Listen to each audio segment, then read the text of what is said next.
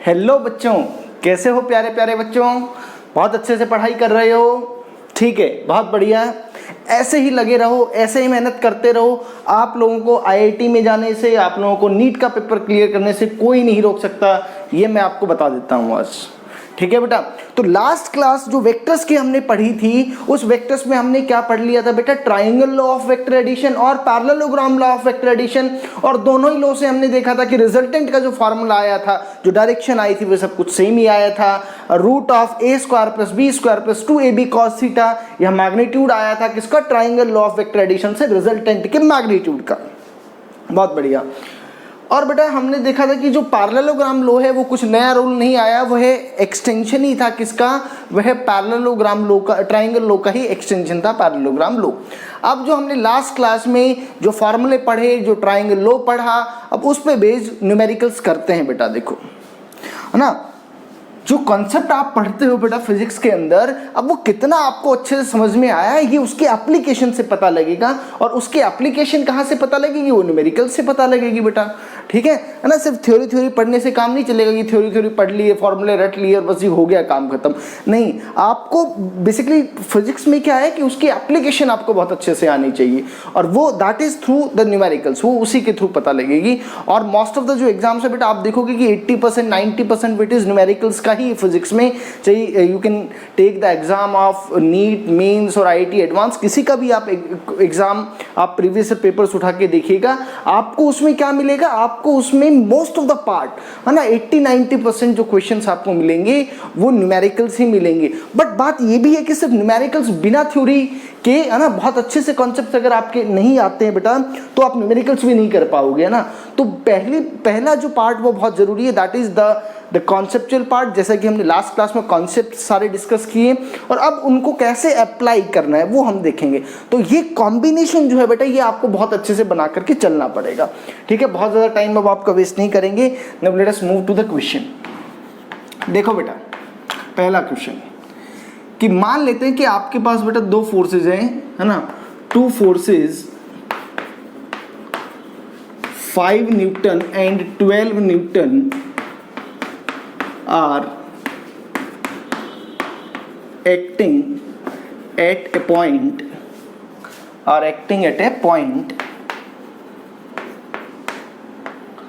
find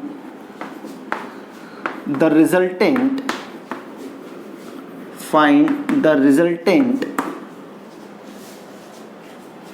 vector if angle between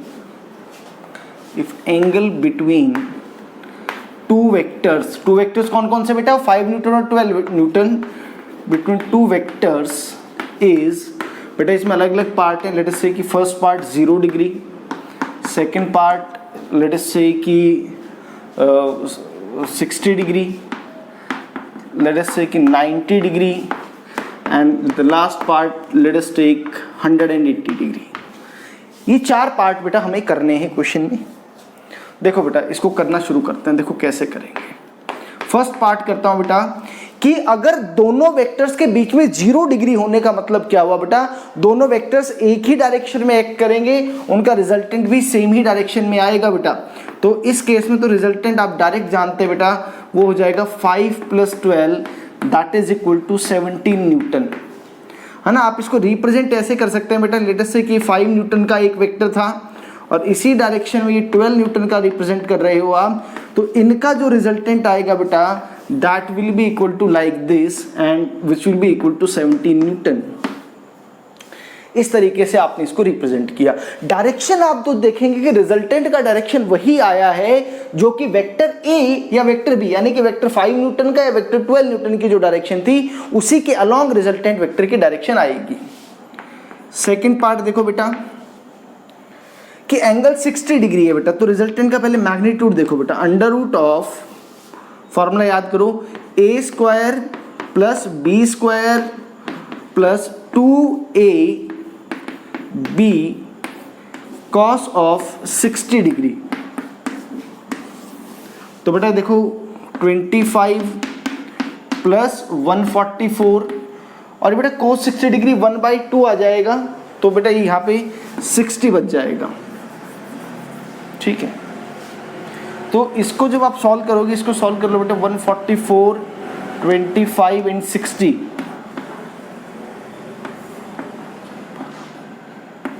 तो बेटा resultant का जो मैग्नीट्यूड आया वो तो √229 न्यूटन आ गया। इसकी डायरेक्शन इंपॉर्टेंट है बेटा। देखो डायरेक्शन कैसे बताएंगे, मैं कहता हूं कि भाई ये वेक्टर आपका ए था जो कि 5 न्यूटन था, ठीक है, और मैं कहता हूं इसको मैं पैरेललोग्राम से ही देख लेता हूं बेटा।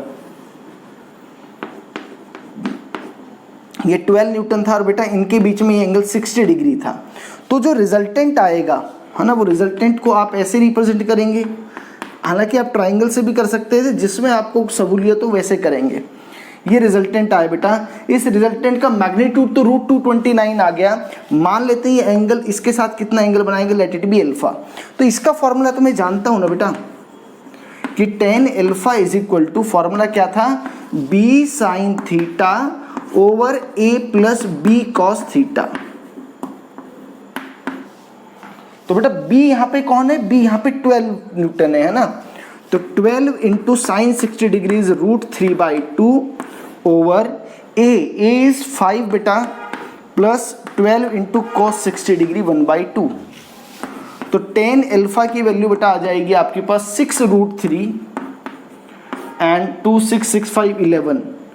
सो this is, you can write alpha is equal to tan inverse 6√3/11। So this is the angle, ये अल्फा एंगल आया ना बेटा, this is the alpha angle made with this 5 newton angle, दो 5 न्यूटन फोर्स। तो ये दो पार्ट हमने कर दिए, अभी थर्ड और फोर्थ पार्ट करते। नोट करो जल्दी से बेटा, इसको जल्दी से नोट करो। देखो बेटा,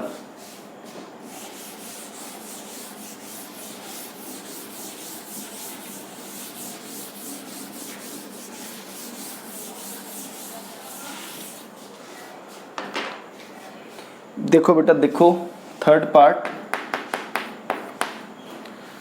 90 डिग्री अगर हो बेटा, तो रिजल्टेंट अगर 90 डिग्री हो तो बेटा रिजल्टेंट का फॉर्मूला हमने पढ़ा था √a² प्लस b², है ना बेटा, यही फॉर्मूला पढ़ा था लास्ट क्लास में अगर आपको ध्यान हो तो ये बेटा आ जाएगा √5 का स्क्वायर प्लस 12 का square is equal to 25 plus 144 which is equal to √169 and which is equal to 13 Newton बेटा। तो 13 न्यूटन इसका रिजल्टेंट आया। तो इसको रिप्रेजेंट आप ऐसे कर सकते हो बेटा ना, दोनों वेक्टर्स क्या है, परपेंडिकुलर है। मान लो 5 न्यूटन है बेटा, ये 12 न्यूटन है, ये 90 डिग्री। तो इनका जो रिजल्टेंट आएगा, मैं पैरेललोग्राम लॉ से ही देखूंगा बेटा, बार बार थोड़ा सा बढ़िया फील आती है पैरेललोग्राम से। ये रिजल्टेंट आया और बेटा ये एंगल अल्फा। तो आप अल्फा एंगल कैसे लिखोगे, आपने लिखा था कि tan alpha is equal to 12/5 और यू कैन राइट बेटा alpha is equal to tan inverse 12/5। This is the angle made by the resultant vector with this 5 newton force. Now let us do the last part कि angle is 180 degree बेटा। 180 degree पे जो resultant का formula आया था बेटा, वो याद होना चाहिए वो आपको, वह a माइनस बी आया था, ठीक है।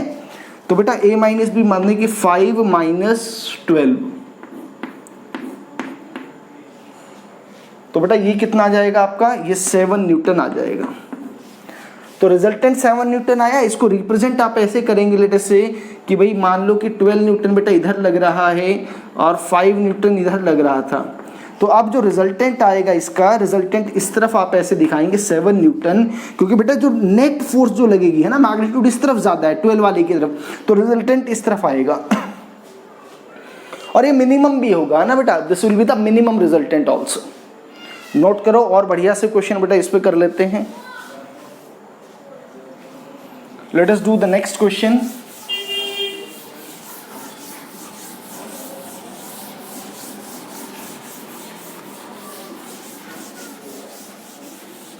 देखो बेटा बढ़िया सा क्वेश्चन कर लेते हैं कि two forces of equal magnitudes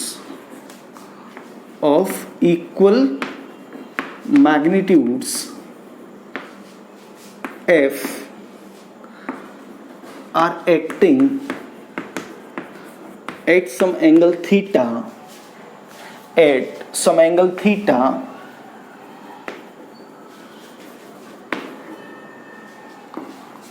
find their resultant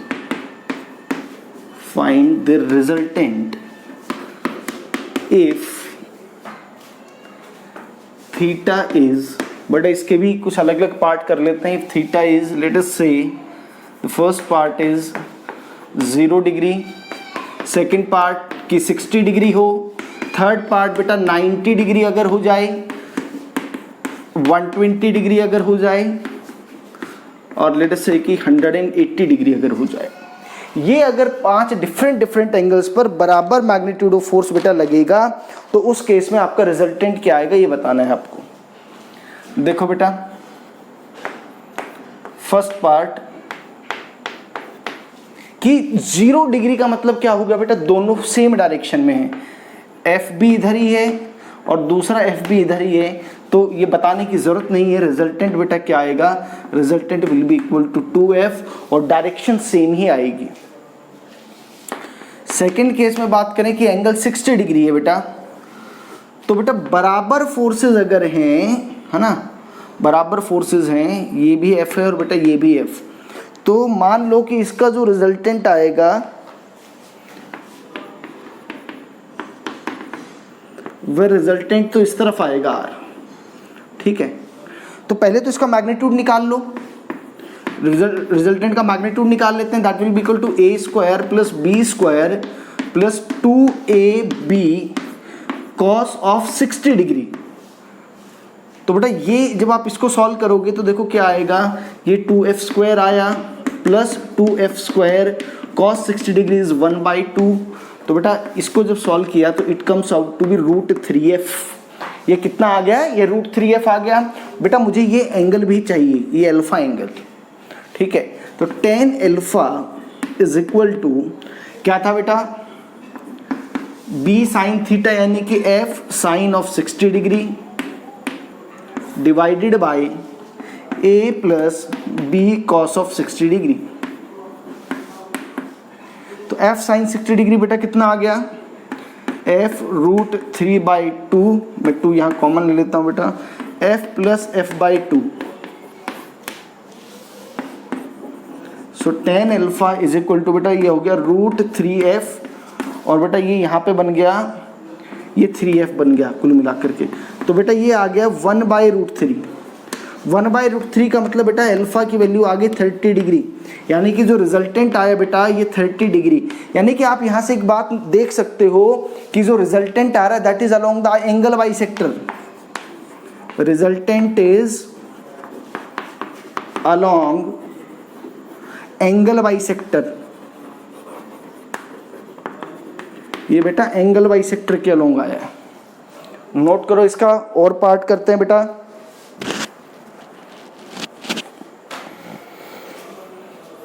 चलो देखो बेटा, थर्ड पार्ट.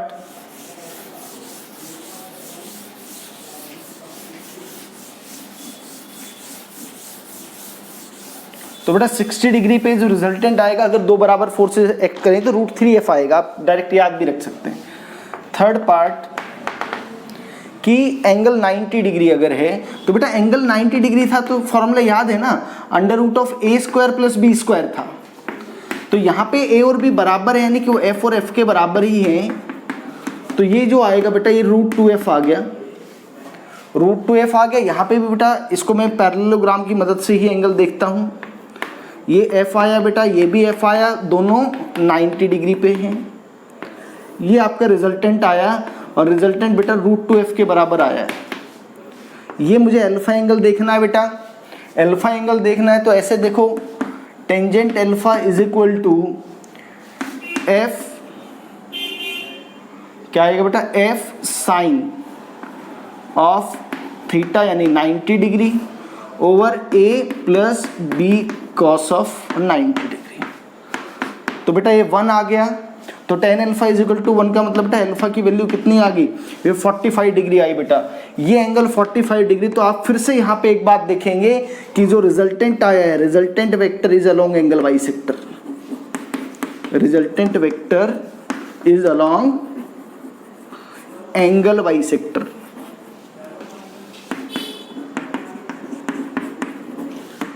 ठीक है, क्लियर है बेटा इतना। और देखो बेटा fourth part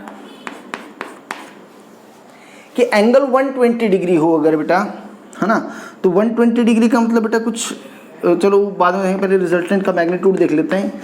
under root of a square plus b square plus 2ab cos 120 degrees बेटा -1/2। हम ऑलरेडी ट्रिग्नोमेट्री की क्लासेस में सॉल्व कर चुके हैं ये, तो इसको सॉल्व करोगे तो resultant will be equal to f. Resultant जो आया वह एफ के बराबर आया, तो इसका बेटा ऐसे रिप्रेजेंट कर सकते हैं ना, ये एफ, ये भी एफ, और ये बेटा रिजल्टेंट है आपका, और ये एंगल अल्फा है, यह एंगल अल्फा है। तो यहां से बेटा देख लो, जरा सॉल्व कर लेते हैं इस एंगल के लिए कि tangent of alpha is equal to बेटा क्या था, बी साइन ऑफ थीटा, यानी कि f sine of 120 degree divided by a plus b cos of 120 degree. ठीक है बेटा, तो भाई यहां से देखो जरा ध्यान से बेटा, साइन 120 डिग्री की वैल्यू आपको याद है, अब देख भी सकते हो सॉल्व करके, √3/2 आएगा। एफ प्लस बेटा कोस 120 डिग्री -1/2। इस पूरे को जब सॉल्व किया तो वी गेट √3। तो बेटा यहाँ से अल्फा की वैल्यू आ गई आपके पास 60 डिग्री। और फिर से कमाल की बात क्या आई कि इस बार भी रिजल्टेंट जो आया वो आपका एंगल बाइसेक्टर के अलोंग आ गया। किसके अलोंग आया बेटा, एंगल बाइसेक्टर के अलोंग। इसका मतलब बेटा जब भी दो बराबर वेक्टर्स, है ना, दो वेक्टर्स जिनका मैग्नीट्यूड इक्वल होगा, उनका जो रिजल्टेंट आएगा that is always along the angle bisector. ये बात आप अभी नोट कर भी लो, मैं लिखवा भी दूंगा, एक बार नोट करो बेटा। एक पार्ट और करते हैं, फिर 2-3 बातें लिखवाएंगे इसमें। ठीक है बेटा, बेटा लास्ट पार्ट में कह रहे हैं कि दो बराबर वेक्टर्स एंगल, उनकी डायरेक्शन ऑपोजिट है ना, दो बराबर वेक्टर्स जब डायरेक्शन ऑपोजिट आ गई तो बेटा रिजल्टेंट तो 0 आ गया। फिफ्थ पार्ट बेटा, resultant will be equal to under root of a square plus b square plus 2ab cos of 180 degree बेटा।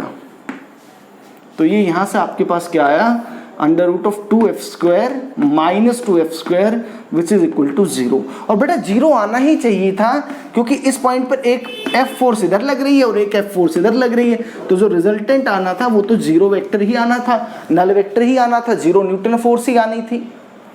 ये बात आ गई। यहाँ पे एक बात आप नोट करो बेटा, write down A note, if two vectors of, या फिर ऐसा लिखो, the resultant of two vectors having same magnitude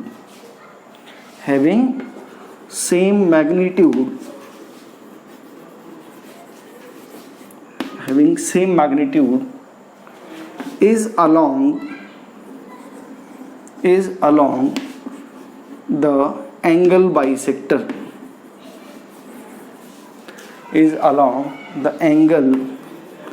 bisector, वो हमेशा एंगल बाइसेक्टर के अलोंग ही आएगा बेटा। ऐसे याद कर सकते हो इसको कि ये वेक्टर ए है, ये वेक्टर ए है बेटा, तो इनका जो रिजल्टेंट आएगा ये बेटा, ये एंगल भी α/2 होगा और ये एंगल भी α/2 होगा। ये बात ध्यान रखनी है आपको कि दो बराबर वेक्टर्स का जो रिजल्टेंट आएगा that is always along the angle bisector, वो हमेशा एंगल बाइसेक्टर के अलोंग आएगा। तो बेटा ये है ना, कुछ ये बराबर वेक्टर्स का जो रिजल्ट है ये आप है ना, ये तो पता लग ही गया कि एंगल बाइसेक्टर के अलोंग आएगा। एक इसको मैं टेबुलर फॉर्म में लिख देता हूँ, टेबल की फॉर्म में लिख देता हूँ, रिजल्ट आपको डायरेक्ट भी याद होना चाहिए। देखो बेटा कैसे, कि बेटा यहाँ पे मैं लिख देता हूँ कि थीटा की वैल्यू क्या होगी और यहाँ पे जो रिजल्टेंट आएगा वो क्या होगा। तो थीटा अगर 0 डिग्री है बेटा, थीटा अगर क्या है 0 डिग्री, तो रिजल्टेंट आपका क्या आया था, रिजल्टेंट 2f आया था। अगर आपका जो थीटा की वैल्यू है वो 60 डिग्री थी तो ये √3f आया था। अगर 90 डिग्री थी तो ये √2f आया। और बेटा अगर ये 120 डिग्री था तो in that case he f के बराबर ही आया था, और 180 डिग्री के केस में ये 0 के बराबर ही आएगा। ये बात ध्यान रखनी है आपको, ठीक है बेटा। 2f, √3f, √2f, f और 0, जैसे जैसे आप एंगल बढ़ाते जा रहे हो रिजल्टेंट जो है वो घटता जा रहा है।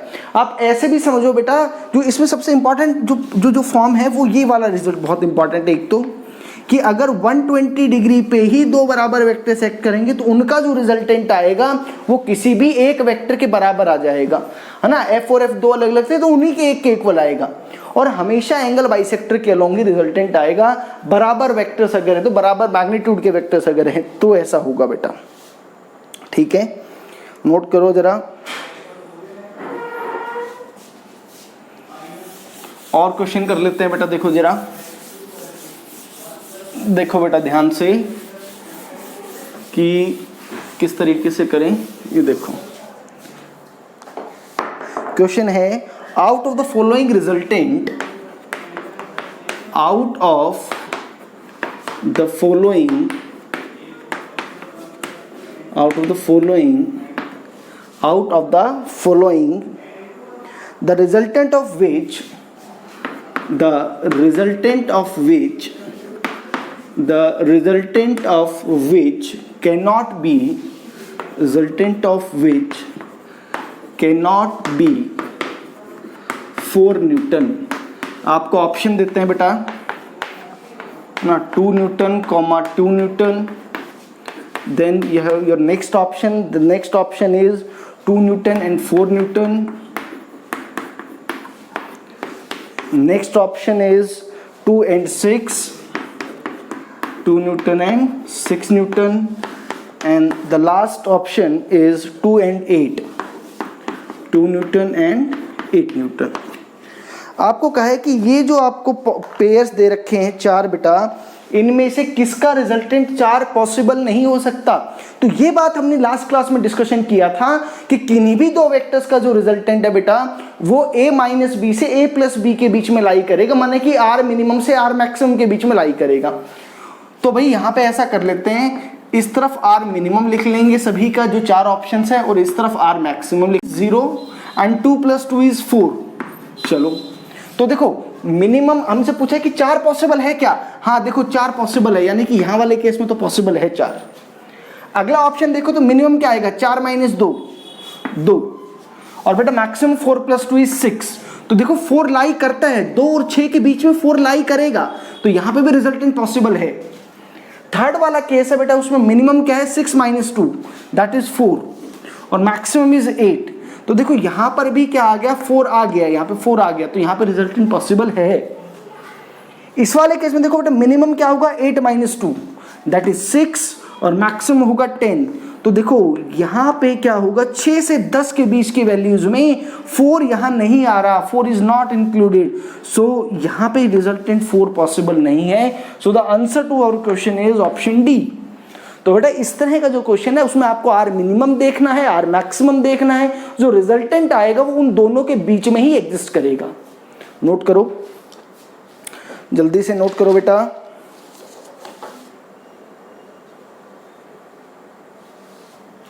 चलो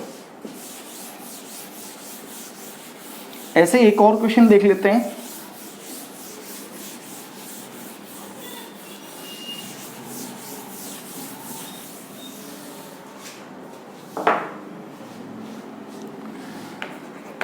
बढ़िया शानदार सवाल, थोड़ा सा ध्यान देने की जरूरत। 2 नॉन कोलिनियर वेक्टर्स और 2 non collinear forces of magnitude let us say 6 Newton and 10 Newton are acting at any point, ठीक है।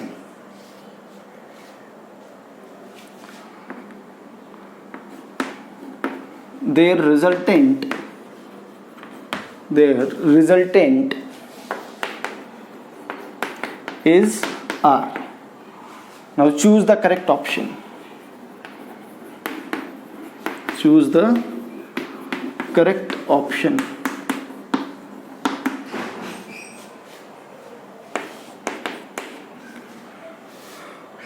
देखो बेटा कि जो रिजल्टेंट आएगा बेटा that is from 4 Newton to 16 Newton like this.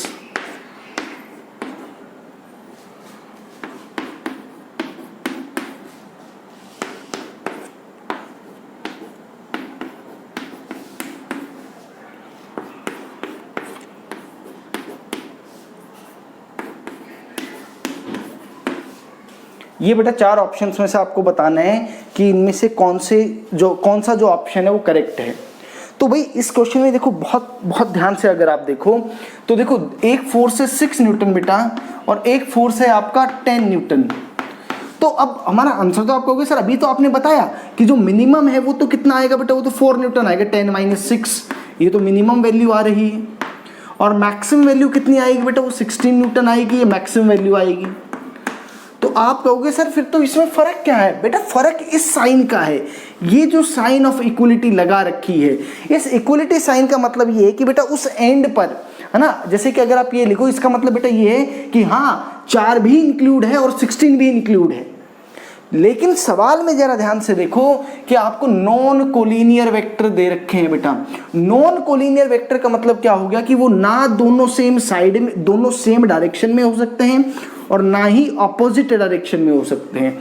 यानी कि मिनिमम से जस्ट थोड़ा सा ज़्यादा और मैक्सिमम से जस्ट थोड़ा सा कम वैल्यू पॉसिबल होगी। कहने का मतलब ये है कि जो रिजल्टेंट आएगा उसमें मिनिमम में 4 और मैक्सिमम में 16 इंक्लूड नहीं होना चाहिए। तो दिस इज द आंसर कि 4 न्यूटन इंक्लूड नहीं है और 16 भी इंक्लूड नहीं है। अगर बेटा ये वर्ड नहीं लिखा होता ना कि नॉन कोलिनियर, मतलब वो कोलिनियर भी हो सकता है, तो उस केस में जो हमारा आंसर है वो फिर ए ऑप्शन आ जाता। आपको थोड़ा सा ध्यान से देखना होगा क्वेश्चन में कि नॉन कोलिनियर दिया हुआ है। नॉन कोलिनियर का मतलब बेटा वो स्ट्रेट लाइन में नहीं हो सकते, मतलब थीटा 0 भी नहीं होगा। तो थीटा जब 0 पॉसिबल ही नहीं है तो थीटा 0 के कॉरस्पॉन्डिंग तो आता है 4 न्यूटन। इसका मतलब ये रिजल्टेंट पॉसिबल नहीं होगा और ये भी नहीं होगा, यानी कि ये वैल्यूज हमें इंक्लूड नहीं करनी है हमारे आंसर सेट के अंदर। तो बेटा ये डी ऑप्शन इसका आंसर आएगा इस केस में। ठीक है, चलो बेटा और देखो बढ़िया सा क्वेश्चन और देखो जरा।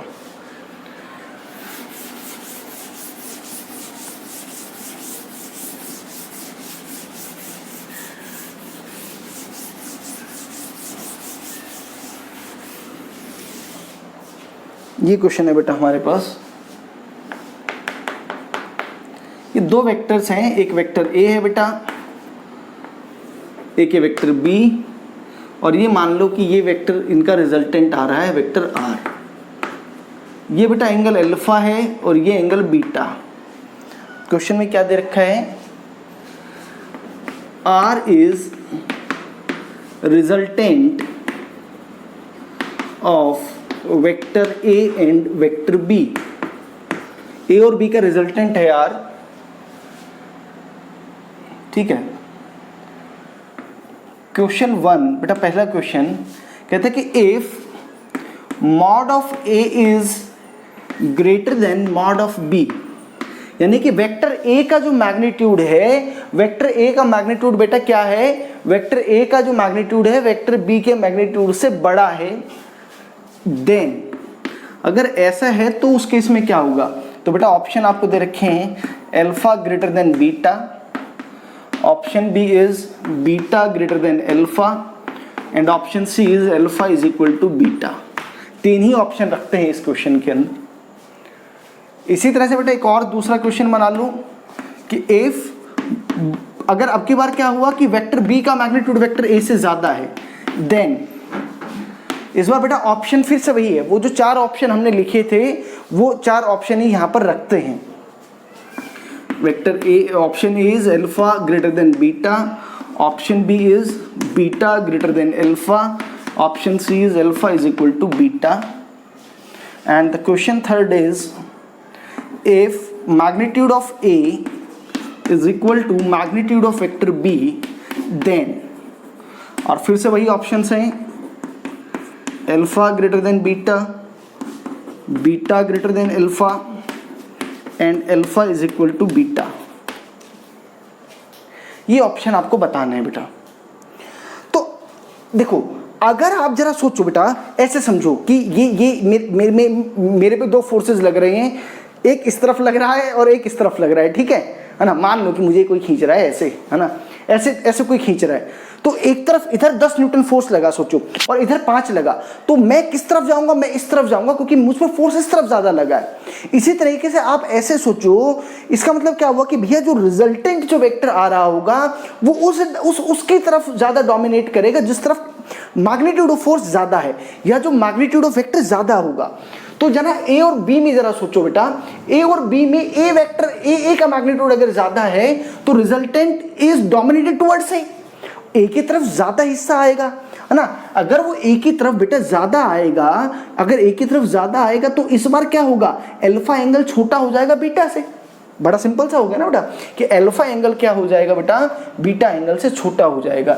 यानी कि जिसका मैग्नीट्यूड ज्यादा, आप नोट भी कर सकते हो कि जिस वेक्टर का मैग्नीट्यूड ज्यादा होगा बेटा, रिजल्टेंट वेक्टर उस वेक्टर के साथ कम एंगल बनाएगा, ठीक है। मोर इज, है ना, यहां पे बेटा लिख लो ये बात, मोर इज द मैग्नीट्यूड, वैसे तो समझ में आ गया होगा, more is the magnitude of vector, lesser is the angle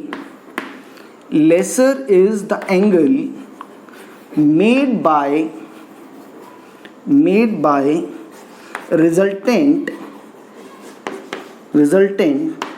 with it,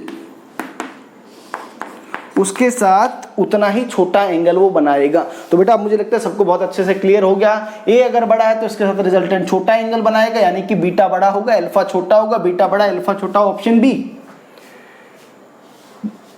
इस बार बी बड़ा है तो आर बी की तरफ चला जाएगा, तो इस बार अल्फा बड़ा हो जाएगा। और ये बात मैं बेटा लिखवा चुका हूं कि अगर बराबर मैग्नीट्यूड है तो resultant is always along the angle bisector, उस केस में दो एंगल जो हैं वो बराबर आएंगे। सो दिस इज इंपॉर्टेंट क्वेश्चन, आया हुआ क्वेश्चन है बेटा ये किसी एग्जाम में, एग्जैक्टली मुझे याद नहीं कौन से एग्जाम में था, बट आया हुआ क्वेश्चन है किसी कॉम्पिटिटिव एग्जाम में। नोट करो इसको। चलो बेटा और क्वेश्चन करते हैं।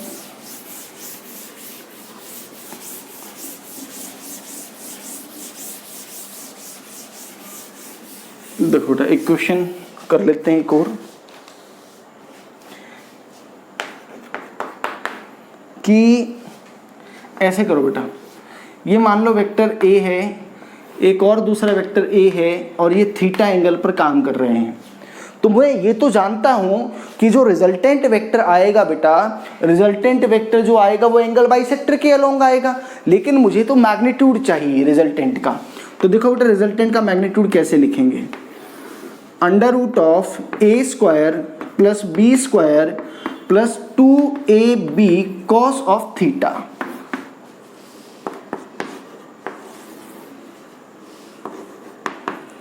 तो बेटा ये कितना हो गया देखो जरा, 2a square plus 2a square cos theta. तो बेटा यहां से देखो, आप अगर ध्यान से देखोगे तो मैंने ऐसे कर दिया, इसको √2 बाहर आ गया ये, और बेटा 1 प्लस कोस थीटा बच गया। अब एक फॉर्मूला है, अगर आप लोगों को ध्यान है कि नहीं ये पता नहीं, बट आपको याद भी रखना है ये कि under root of 1 plus cos theta, ये बेटा इक्वल होता है किसके? 2 कोस स्क्वायर थीटा बाई 2। मतलब अगर यहाँ पे एंगल थीटा है तो यहाँ पे इसका आधा एंगल हो जाएगा बेटा। तो यहाँ पे रिजल्टेंट, ये फॉर्मूला एक तरह से आपके लिए नया हो गया, ये याद रखना है बेटा। यहाँ पे एक और फॉर्मूला भी आप याद रख सकते हो, है ना, अंडर रूट ऑफ, अच्छा बेटा मैंने क्या लिख दिया, ये सिर्फ इतना लिखना था ना, 1 plus cos theta is 2 cos square theta by 2। In the similar way बेटा 1 माइनस कोस थीटा अगर होगा ना तो that will be equal to twice of sine square theta by 2। ये याद रखेंगे, है ना, ये दो फॉर्मूले हैं, ये याद रखेंगे, आगे बार बार काम आएंगे। तो बेटा अब ये हमारा क्वेश्चन हो गया है, √2a और अंडर रूट ऑफ, बेटा अब ये यहाँ पे 1 + cos थीटा की जगह क्या लिख दूँ, 2 cos square theta by 2।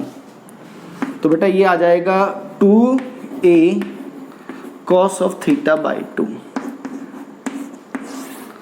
Theta angle पर दो बराबर वेक्टर एक्ट करे तो ये रिजल्टेंट आएगा।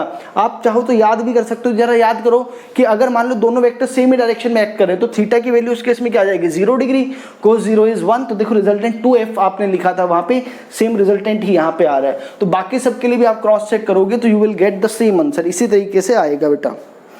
ठीक है, नोट करो। देखो एक और बेटा पॉइंट एक छोटा सा लिखवा लेते हैं, एक और लिख लेते हैं पॉइंट।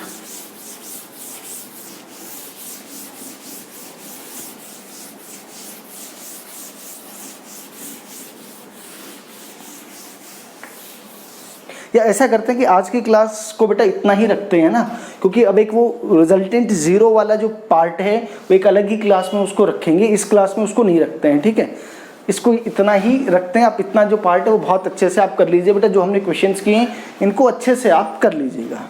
Thank you.